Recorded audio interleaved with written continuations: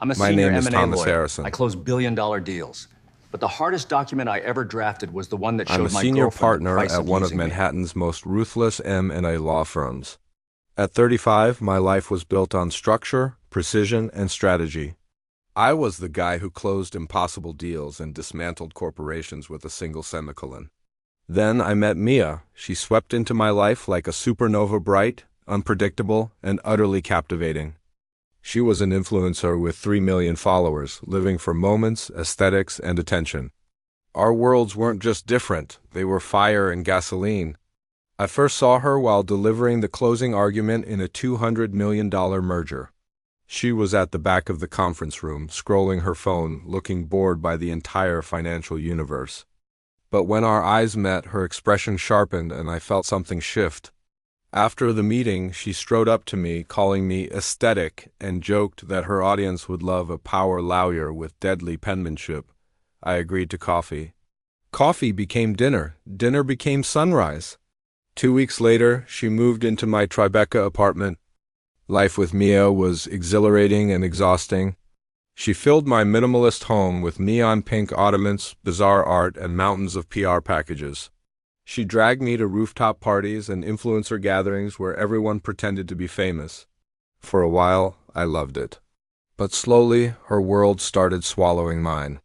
Every dinner, every trip, every purchase had to be content. She expected me to pay for everything: rent, vacations, designer clothes she called essential for her brand.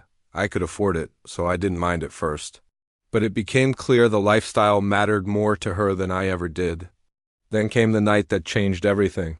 Her influencer friend was celebrating a cosmetics deal at an overpriced Soho restaurant. The moment I sat down, her friends pounced. They mocked my career, my suits, my seriousness. One asked if I billed Mia by the hour. Another joked about needing a briefing binder before sex. They laughed like hyenas, and Mia, she joined in.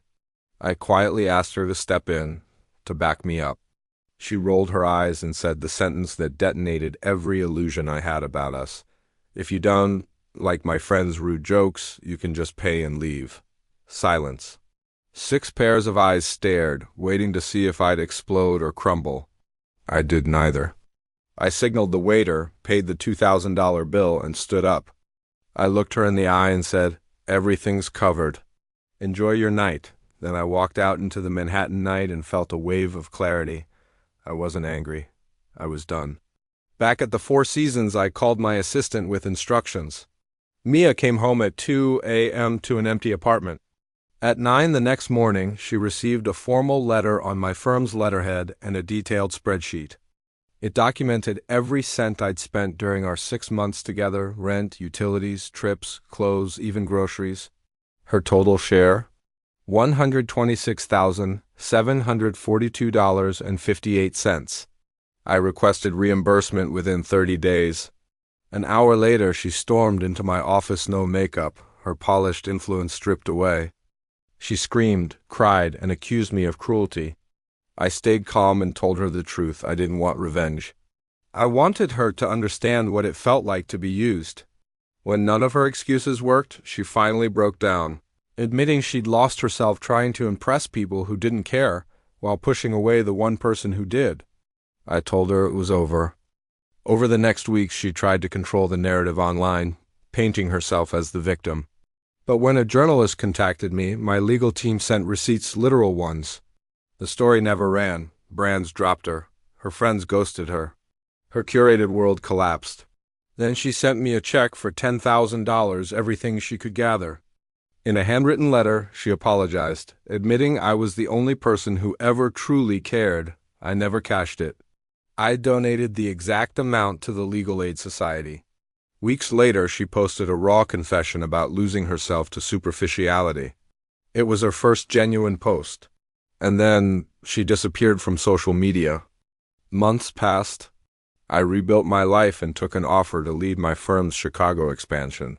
While packing, I found her check again. I kept it, not out of attachment, but as a reminder. Love without respect is just dependency. Attention without connection is emptiness. Some people teach you how to love. Others teach you exactly who not to become. Mia taught me both. Thanks for listening to my story. If you've been through something similar, remember that healing takes time. Don't forget to like and subscribe for more content.